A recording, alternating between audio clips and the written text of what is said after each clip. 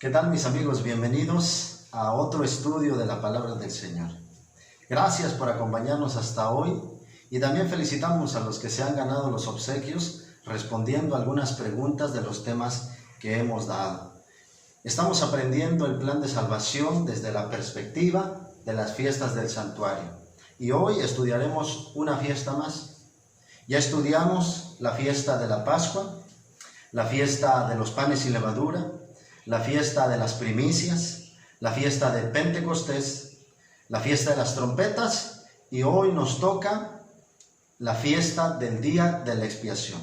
Mañana veremos la fiesta de las cabañas y con eso cerraremos nuestra semana de oración juvenil. Así que vamos a comenzar nuestro estudio y como siempre vamos a ubicarnos en Levítico capítulo 23 para identificar la fiesta que sigue. Algunos viendo las imágenes ya se dieron cuenta de qué es lo que vamos a hablar hoy y que tiene que ver con el plan de salvación, y me parece que este es el momento cumbre, porque el día de la expiación era la fiesta central. En torno a este día giraban todos los ritos y ceremonias, giraban todas las festividades y por supuesto en torno a este evento que sucedía en el día de la expiación giraba la vida espiritual y la obra de Jesucristo en favor de su pueblo. Comencemos entonces, vamos a Levítico capítulo 23, vamos a ubicarnos en el versículo 26, los que me estén acompañando con su Biblia, los que tengan ahí a la mano,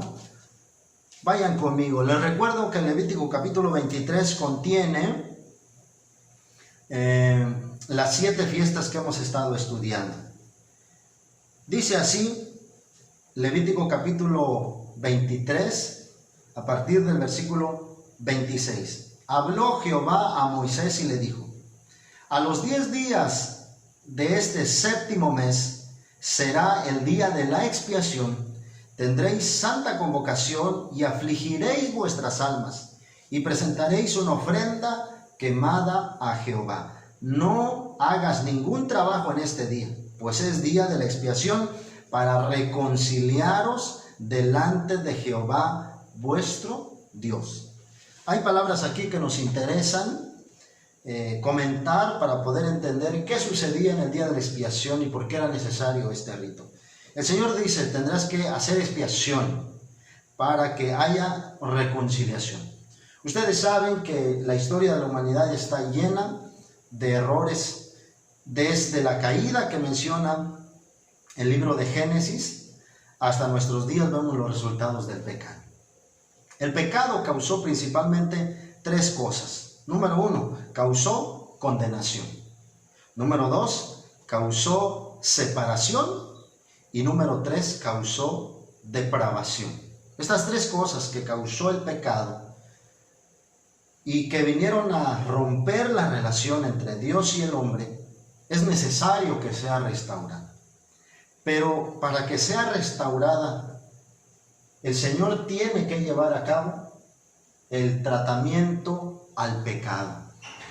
El Señor, en su gran amor, le dio al pueblo de Israel estas ceremonias. Y vamos a leer lo que dice Levítico capítulo 1, porque esto podía suceder todos los días allá en Israel. Dice así, Levítico capítulo 1, en el versículo 3 y 4, dice así: si su ofrenda es un holocausto vacuno, ofrecerá un macho sin defecto, lo ofrecerá a la puerta del tabernáculo de reunión para que sea aceptado. Pondrá su mano sobre la cabeza del holocausto y le será aceptado como expiación. Tenemos que considerar lo siguiente: el hombre es pecador. Y es pecador porque nació pecador.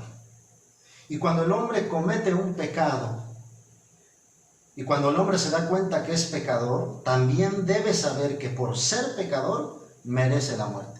Romanos capítulo 6, versículo 23 dice: porque la paga del pecado es muerte. Muy bien, entonces todo pecador merece la muerte. Pero ¿quién de ustedes quiere morir? Nadie quiere morir, nadie quiere perderse eternamente. Tenemos el deseo de trascender, el deseo de estar en la vida eterna. Entonces, como Dios sabe que no queremos morir, hagan de cuenta ustedes. Esto la palabra del Señor no lo dice de manera explícita, pero para efectos de una mejor comprensión, lo voy a decir así. Hagan de cuenta que el Señor dice, bueno, tú cometiste un pecado, mereces morir. Y nosotros le decimos al Señor, Señor, pero yo no quiero morir. El Señor dice, ¿no quieres morir? No, Señor, no quiero morir. Si tú no quieres morir, ve y busca a alguien que muera en tu lugar. ¿Quién es ese que va a morir en nuestro lugar? ¿Quién querrá morir en nuestro lugar? Estaba en un lugar enseñando esto mismo y invité a un niño para que pasara conmigo y le explicaba esto. Y le decía, todos merecemos morir. Y le pregunto, ¿tú quieres morir? Y él dice, no quiero morir. Bueno, ve y busca a alguien que quiera morir en tu lugar. Y había varios sentados ahí.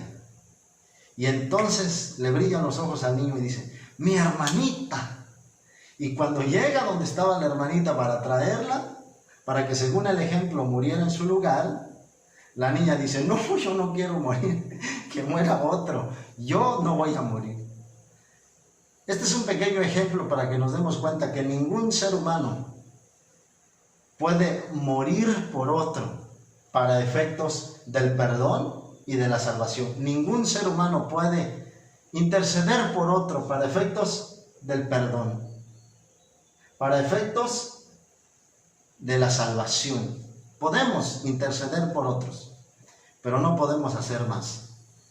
Entonces, si yo no quiero morir, el Señor hizo provisión. Alguien que quiera morir por ti, ve y tráelo. ¿Quién era ese alguien? En los ritos y ceremonias era un corderito, era un becerro. Mencionamos al cordero porque es más conocido el cordero. El pecador, el que cometió el pecado, decía, yo no quiero morir, pero estoy consciente que tengo que morir, así que voy, tomo un cordero y lo llevaba al santuario. Allá en el santuario estaba el altar de los sacrificios. Dice los versículos que leímos en Levíticos capítulo 1, versículo 3 y 4, dice que quien cometía un pecado tenía que llevar un animalito al altar del sacrificio. El sacerdote estaba ahí, recibía el animal junto con el penitente, y entonces el que cometió el pecado ponía el corderito sobre el altar y dice que le ponía las manos encima al corderito. Y él con su propia mano degollaba el cordero. ¿Qué quería conseguir el Señor a través de esa ceremonia? Que el hombre viera con sus propios ojos el resultado del pecado. ¿Y cuál es el resultado del pecado? La muerte. ¿Se imaginan ustedes el sentimiento de un hijo de Dios cuando él cometió el pecado, pero alguien más está pagándolo? El que cometió el pecado, después de haber ofrecido su sacrificio, se iba a su casa limpio. Y el inocente corderito que no tenía la culpa, murió como un malhechor. Murió como si él hubiera cometido el pecado. Así es la justicia de Dios, pero también la gracia. La justicia de Dios dice, la paga del pecado es muerte, no hay otra cosa. Pero también la misericordia dice, si tú no quieres morir, hay oportunidad de que alguien más muera en tu lugar. Y ese era el corderito. Entonces, cuando el corderito moría en el altar del sacrificio, el sumo sacerdote o el sacerdote que estaba oficiando tomaba en un recipiente la sangre. Esa sangre que derramaba la víctima inocente que ahora está llevando el pecado. El pecador ponía las manos sobre él y sucedía algo que se llama la transferencia de los pecados. Hagamos de cuenta que el pecado es una mancha que trae el pecador. Y al momento de poner las manos sobre el animalito es transferido a la víctima, al inocente que ahora muere como culpable. Ese pecado era transferido al santuario a través de la sangre. Entonces aquí moría el corderito inocente y el sumo sacerdote o el sacerdote en turno traía aquí al lugar santo, hacía una serie de rituales. Era un ritual muy complejo, pero la esencia de esto es que el pecado era traído aquí al lugar santo, aquí al santuario. Entonces miren lo que el Señor estaba enseñando a su pueblo a través de estas ceremonias. El pecado se cometió aquí, en el campamento. Pero cualquiera que quisiera confesar su pecado, no quedárselo, tenía que venir y traerlo al santuario, acá. Para que entonces hiciera la transferencia al corderito, del corderito a la sangre, de la sangre al santuario. Y el hombre se iba en paz a su casa y el pecado quedaba aquí. Noten ustedes que cuando el pecado lo confesaba, el pecado no desaparecía. El pecado quedaba aquí. Ahora, eso sucedía todos los días durante un año en el pueblo de Israel, allá en el santuario.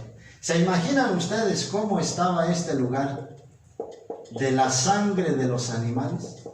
Imagínense todos los pecados que los hijos de Dios traían. Aquí está toda la sangre, sucia, contaminada por el pecado. Para limpiar aquí, tenía que ensuciarse acá. Es un principio de limpieza. Si tú quieres limpiar algo, otra cosa se tiene que ensuciar. Ya sea el agua, ya sea un paño. Es un principio que también se deja ver acá. Entonces todo esto se ensuciaba. Ahí están los pecados. Durante todo el año. Y por eso la palabra del Señor dice que Dios dijo, ahora, ya que están ahí los pecados, no van a quedar ahí para siempre. Viene el día de la expiación. Vamos a Levítico capítulo 16. Ahí nos ubicamos en Levítico capítulo 16. Este capítulo contiene el ritual del día de la expiación, el día de la limpieza, el día del juicio, el día del perdón. Ellos están en el campamento y están sin pecado, pero el pecado está aquí. Y esto sucedía durante todo un año. Y ahora miren lo que dice, para limpiar el santuario, ¿qué se tenía que hacer? Dice Levítico capítulo 16, versículo 2. Y Jehová dijo a Moisés, di a Aarón tu hermano, que no entre en todo tiempo en el santuario, detrás del velo, delante del propiciatorio que está sobre el arca. ¿Cuál era la indicación de Dios? Que no entre hasta acá. El sumo sacerdote no debía entrar en cualquier momento al lugar santísimo.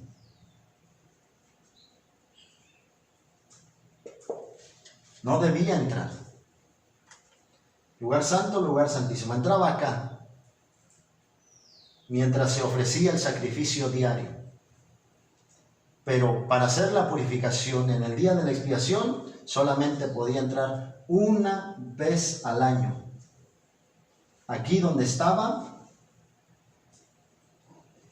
el arca del pacto con los dos querubines, donde se manifestaba la presencia del Señor. Dice así el versículo 4, hablando del día de la expiación. Se vestirá con la túnica de lino, se pondrá los calzoncillos de lino, se ceñirá el cinto y con la mitra de lino se cubrirá.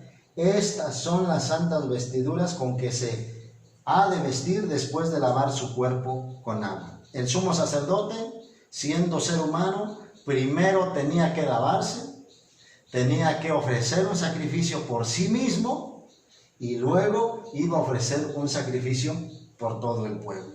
Dice así el versículo 20. El versículo 7, perdón. Después tomará los 2 machos cabríos y los presentará delante de Jehová a la puerta del tabernáculo de reunión. El día de la expiación, el día de la limpieza del santuario, la purificación del santuario, el Señor dijo, van a traer 2 machos cabríos. Aquí están, 2 machos cabríos a la puerta del tabernáculo. Dice, versículo 8, luego echará suertes Aarón sobre los 2 machos cabríos, una suerte por Jehová y otra por Azazel. Y hará traer a Aarón el macho cabrío sobre el cual caiga la suerte por Jehová y lo ofrecerá como expiación. Entonces, aquí están los machos cabríos. Había que escoger uno de los 2 por medio de, dice que había que echar suertes. Ahora vamos a imaginar que este es el que fue escogido para Jehová para hacer holocausto. Aquí está. Y aquí lo tenía que sacrificar. Ahí está el macho cabrío. Ahora, ese macho cabrío tendría que morir en el altar del sacrificio. Ese macho cabrío estaba representando la obra de Jesucristo. Isaías capítulo 53 dice que llevó nuestros pecados. Pero este macho cabrío moría aquí sin que le pusieran las manos. ¿Qué dijimos que representaba ponerle las manos encima a la víctima? Era transferirle pecados, pero el Señor le dijo al sumo sacerdote, no pongas las manos sobre este macho cabrío, porque la sangre que este animalito derrame va a ser llevada también acá, y aún va a ser llevada acá, pero esta sangre será limpia. Toda la sangre que venía en los sacrificios diarios, esa sangre estaba contaminada. Eso contaminaba el santuario. Pero esta sangre, la del día de la expiación, del macho cabrío, que era escogido para Jehová, esa sangre era una sangre limpia. Entonces, ahora el sacerdote traía la sangre aquí dentro del santuario y venía también a la presencia de Dios en el día de la expiación. Y para poder entender esto un poco mejor, yo quisiera decir que Dios ya le había quitado sus pecados al pueblo. Dios ya se los había quitado. Pero el Señor dijo, el día de la expiación van a afligir sus almas. ¿Por qué tendrían que afligirse si ellos ya no tenían el pecado? Porque el pecado estaba en el santuario. El pecado no había sido borrado. Pero ahora el Señor dice, ustedes van a afligir sus almas porque Dios ya les quitó su pecado, ya les perdonó, pero el pecado sigue allí. Ahora vamos a pedirle a Dios que elimine el pecado. Son 2 cosas. Una es que se les perdonara al pueblo los pecados. Otra cosa es eliminar el pecado. Cuando se perdona el pecado, el penitente es libre de la maldad, pero el santuario se contamina. Por eso esa sangre era traída y como un paño limpio. Entonces, hagan ustedes de cuenta, por medio de esta ilustración, hagamos de cuenta que esa sangre limpia del macho cabrío, que también representaba a Cristo, estaba limpiando el santuario. ¿Y miren ustedes? Ya fue sacado del santuario, pero ahora quedó aquí. Ahora quedó aquí. ¿Cómo lo eliminamos? El Señor dice lo siguiente. Dice así en el versículo 20. Cuando haya acabado de expiar el santuario, el tabernáculo de reunión y el altar, hará traer el macho cabrío vivo. Aquí está. Lo hacía traer a la puerta del santuario. El otro, el que estaba vivo, dice, pondrá sus 2 manos sobre la cabeza del macho cabrío vivo y confesará sobre él todas las iniquidades de los hijos de Israel, todas sus rebeliones, todos sus pecados. Así los pondrá sobre la cabeza del macho cabrío y lo enviará al desierto por medio de un hombre destinado para esto. Aquel macho cabrío llevará sobre sí todas las iniquidades a tierra inhabitada y dejará ir al macho cabrío al desierto. Miren ustedes, entonces, esta sangre que era limpia ya recogió el pecado y ahora el sacerdote va con la mancha y le dijo el Señor, esa suciedad que tú traes, todo eso lo vas a poner sobre este macho cabrío. Y aquí le vamos a poner el pecado a este macho cabrío. Ahí está. Miren, ahí está. El sumo sacerdote le pone las manos al macho cabrío que es destinado para Azazel, el enemigo de Dios, Satanás.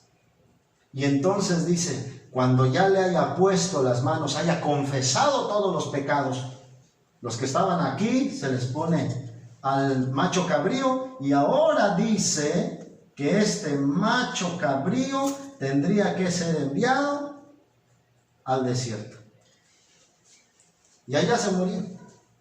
Miren entonces ustedes, este macho cabrío se va al desierto. Allá. ¿Cómo ilustró el Señor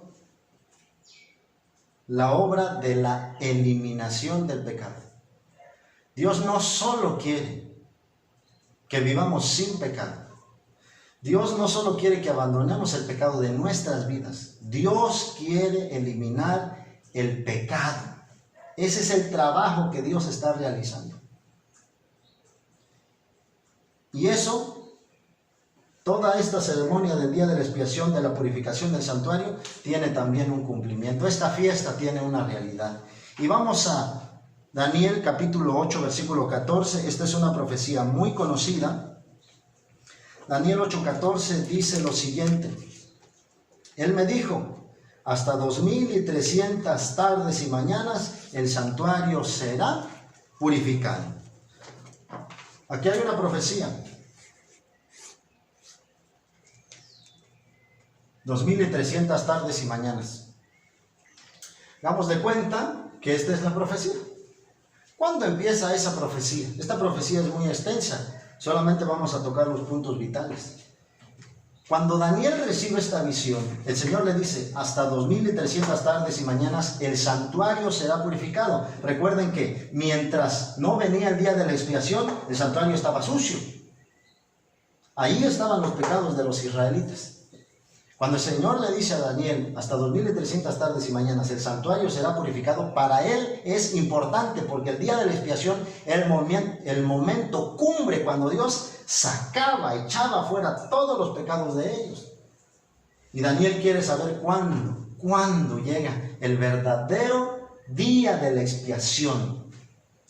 El santuario será purificado se refiere al día de la expiación. Esta profecía que está contenida aquí en el capítulo 8 y en el capítulo 9 junto con las 70 semanas nos hacen saber que esta profecía comienza en el 457 antes de Cristo. Si ustedes leen la profecía de las 70 semanas que está contenida en esta profecía de los 2300 días, van a ver cuándo se empieza a contar estas semanas. Allí dice, vamos a Daniel capítulo 9, el versículo 24, y van a ver cómo la palabra del Señor nos muestra el día de la expiación, el verdadero, porque este era el típico, el símbolo. Ahora vamos a ver cuándo es el día de la expiación verdadero. 70 semanas están determinadas sobre tu pueblo y sobre tu santa ciudad para terminar la prevaricación y poner fin al pecado y expiar la iniquidad. 70 semanas para expiar la iniquidad. Recuerden que se está usando un lenguaje muy parecido al del santuario. Dice, para traer la justicia perdurable, sellar la visión y la profecía y ungir al santo de los santos. Cuando la Biblia dice ungir al santo de los santos, no se refiere a Cristo. Ese lenguaje se refiere al santuario. Ungir al santo de los santos. Se refiere al santuario, pero no se está refiriendo al santuario terrenal, se está refiriendo al santuario celestial. Por eso decimos que cuando Cristo murió y ascendió al cielo, Él ungió el santuario. Eso ya lo vimos cuando estudiamos la fiesta del Pentecostés, ¿sí? Así que el Señor ascendió al cielo y ungió el santuario. Empezó en el cielo la obra que realizaba el sacerdote. Podemos decir que esta etapa del atrio, recuerden ustedes que este es el atrio,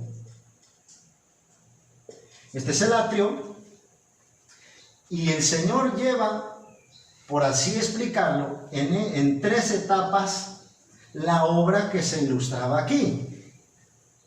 Entonces, el cordero y el macho cabrío perecían en el atrio. ¿Dónde murió Cristo? Cristo murió aquí, en la tierra. Entonces, el atrio es la tierra. Pero ahora vimos que Cristo murió aquí en el atrio, en la tierra, y después de haber resucitado, ascendió a los cielos. Y allá empieza a realizar la obra de el lugar santo y luego el lugar santísimo. Ahora, la profecía de las 70 semanas dice que aquí ungiría el santuario. Allí empezó su obra, ¿sí?, del sacrificio diario. Y la profecía de los 2300 días nos dice cuándo haría su obra de limpieza, de expiación, cuando el sumo sacerdote entraba aquí. Así que bien que podemos decir que la profecía dice que después de 2300 tardes y mañanas el santuario sería purificado. Esta es la fecha de 1844 y esta fecha es del 31. Notamos algo aquí. Hay 2 tipos de servicios en el santuario. El servicio diario, cuando el sumo sacerdote entraba aquí, y el servicio anual, cuando el sumo sacerdote entraba al lugar santísimo. Eso es lo que el apóstol Pablo le explica a los hebreos. Cuando dice, tenemos tal sumo sacerdote que entró a la diestra de Dios, entró en el santuario celestial. Entonces Cristo ascendió al cielo y esta obra ya no se puede llevar a cabo en la tierra, porque ya no hay santuario en la tierra. Ahora es una obra que se lleva a cabo en el cielo. ¿Qué hace Cristo? ¿Qué hace Cristo? El Señor, en la realidad, nos invita a confesar nuestros pecados. El Señor nos invita a poder echar mano de su perdón y de su obra salvadora. Y miren cómo lo ilustra Hebreos capítulo 9, versículo 23 al 26. Hebreos capítulo 9, versículo 23 al 26 dice: pues fue necesario que las figuras de las cosas celestiales fueran purificadas. Así, pero las cosas celestiales mismas con mejores sacrificios que estos. Escuchen el versículo 24.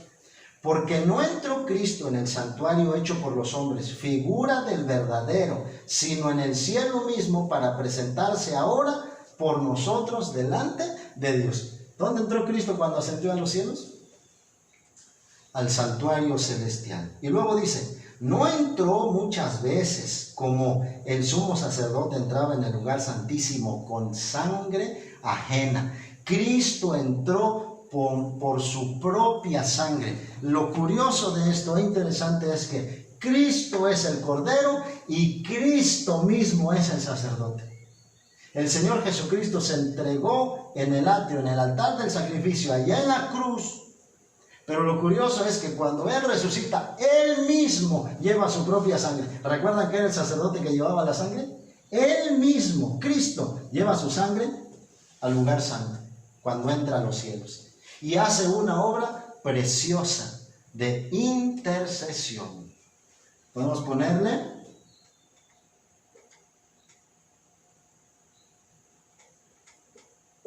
de intercesión, a ver si se entiende ahí. De una obra de intercesión, ¿verdad? Una obra de intercesión. lo que se hacía aquí en el sacrificio diario. Pero ahora es necesario entrar al santuario, al lugar santísimo, para purificar el santuario. Ahora, este día de la expiación comenzó en 1844, pero no sabemos cuándo va a terminar. Aquí está la expiación en el santuario celestial, que ya vimos en el día de la fiesta del Pentecostés, que es equivalente al juicio. Lo que tenemos aquí entonces es lo siguiente: recordemos esto que su servidor ha llamado la ruta del pecado, y podamos comprender mejor la obra de Cristo y podamos tomar una decisión respecto a esa obra, porque para eso es el estudio, para tomar decisiones, no solamente para tener información. Si bien no lo he podido presentar de la mejor manera, creo que esta es la esencia de la enseñanza del día de la expiación. Entonces, el pecado, vamos a pintarlo ahora con rojo para que lo podamos reconocer mejor. El pecado se cometió aquí. Y ahora el Señor Jesucristo, en la realidad, dice: vengan a mí todos los que estén trabajados y cargados. Abogado tenemos ante el Padre, a Jesucristo el justo. Él es el que intercede por nosotros. Él es el Cordero de Dios. Él es el sumo sacerdote. Acerquémonos confiadamente al trono de la gracia para obtener socorro. Entonces, todo el que quiera se acerca con su pecado y lo pone sobre el corderito, sobre el Cordero de Dios. Y el Señor dice: yo voy a llevar eso. Dámelo, suéltalo, confiésalo, para que el Señor pueda hacer algo, para que el Señor pueda darle el camino, seguir la ruta del pecado. El ser humano lo tiene que confesar, lo tiene que soltar. Entonces viene el pecador, confiesa su pecado aquí sobre el altar. Cristo lleva ese pecado, lo lleva. Ese pecado queda ahí mientras dura la intercesión, pero viene el día de la expiación, donde el pecado tiene que ser sacado de aquí. Entonces el Señor Jesucristo entra hasta el lugar santísimo, recibe la aprobación del Padre para hacer expiación, saca el pecado, sale del santuario. Y entonces, ¿quién es ese macho cabrío? ¿Quién es ese macho cabrío que en la ceremonia, en la fiesta, llevaba el pecado finalmente? Este macho cabrío es Satanás. ¿Y por qué él tiene que cargar todo esto? Él es el culpable. En él nació la rebelión. Él es el culpable del misterio de la iniquidad. Él es el instigador. Él es el verdadero responsable. Y entonces el Señor dice: este macho cabrío que es destinado para sacer, que representa a Satanás, este tiene que salir para ser eliminado. Y aquí sucede lo que llamamos la eliminación del pecado.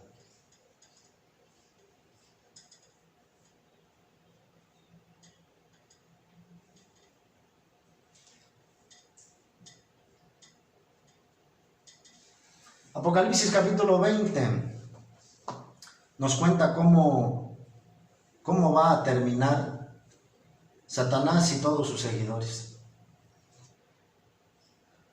La palabra del Señor dice que a pesar de que Cristo haga toda esta obra, algunos no quieren aprovechar la misericordia de Dios. Muchas veces no somos conscientes de lo que sucede en el santuario celestial.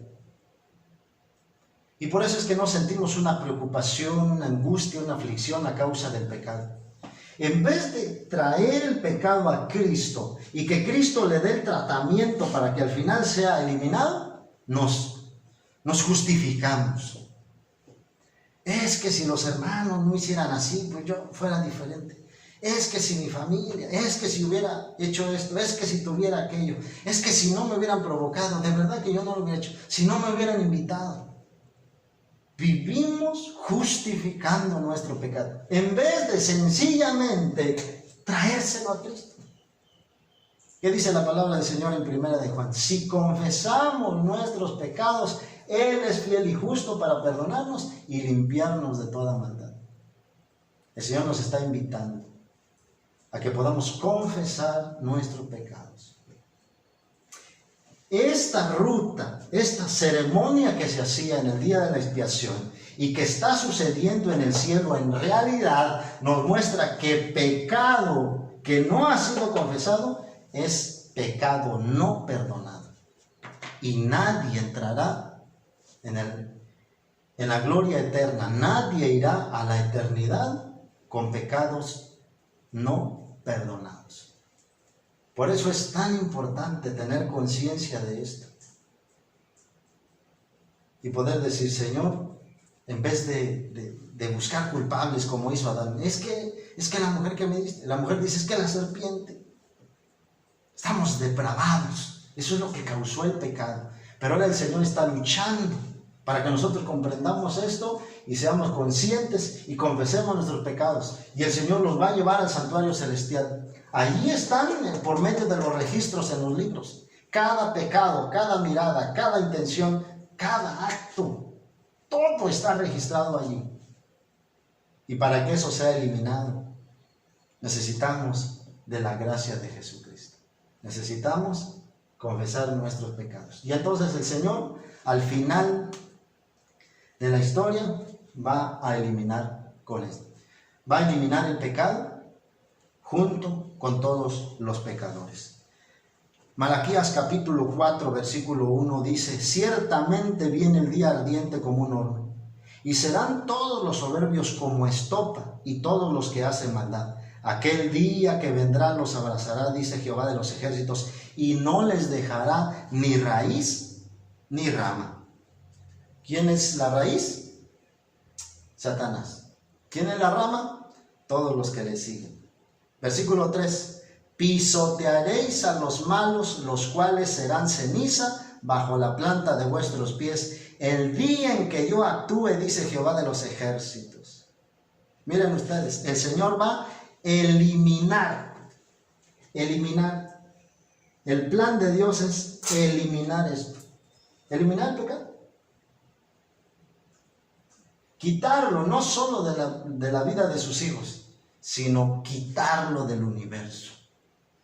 ¿No es maravilloso pensar en un lugar sin pecado? ¿No es maravillosa la obra de Jesucristo al hacer todo esto para que al final seamos libres del pecado y se cumplan las palabras del Apocalipsis y ya no habrá más muerte, ni llanto, ni dolor, ni clamor, porque estas cosas ya habrán pasado? Mis hermanos, esta es una invitación para que nosotros podamos entregar nuestro corazón a Cristo y aprovechar el ministerio del Señor en el santuario celestial. Aquí también comprendemos que no hay otro que pueda interceder por nosotros. No hay nadie que pueda hacer esto por nosotros. Algunos han pensado que alguien más, algún santo puede interceder por nosotros. Lo cierto es que a la luz de esta doctrina, nadie, solo Cristo. Y en el cielo, Cristo es exaltado. Él es digno de desatar los sellos, porque Él, como Cordero, fue inmolado. Eso es lo que hace grande la obra de Cristo, y nosotros tenemos que aprovechar. Dice Patriarcas y Profetas: la obra de Cristo a favor de la redención del hombre y la purificación del pecado del universo será concluida quitando el pecado del santuario celestial, colocándolo sobre Satanás, quien sufrirá el castigo final. Si yo no quiero pagar por los pecados que cometo, yo los tengo que confesar. Yo les animo a acercarnos al trono de la gracia El Señor Jesucristo nos ha abierto un camino amplio y podamos llegar a la presencia de Dios, confesando nuestros pecados, alcanzando misericordia, rogando a Dios que transforme nuestras vidas. Y hagamos el propósito, mis hermanos, de todos los días estar a cuentas con el Señor. Queridos jóvenes, todos los que están viendo, esta es una obra importante que sucede ahora en el santuario celestial. Vivamos como es digno de los hijos de Dios. Vivamos a la altura de la luz que hemos recibido. Después de escuchar esto, nuestra vida no puede ser igual. Con humildad, sencillez de corazón, con aflicción como en el día de la expiación, vengamos al Señor y Él tiene gran misericordia que nos va a perdonar. ¿Qué pecado será ese que Dios no puede perdonar? Dios hizo provisión para todos. El único pecado que Dios no puede perdonar es el que no se confiese. Siendo así, vengamos al Señor y entreguemos en sus manos todas nuestras culpas y Él tendrá misericordia de nosotros. Vamos a hacer la oración. Dios y Padre nuestro que habitas en las alturas de los cielos, santificado sea tu nombre. En esta hora, Señor, hemos estudiado acerca del día de la expiación y de tu maravillosa obra que realizas en el santuario celestial.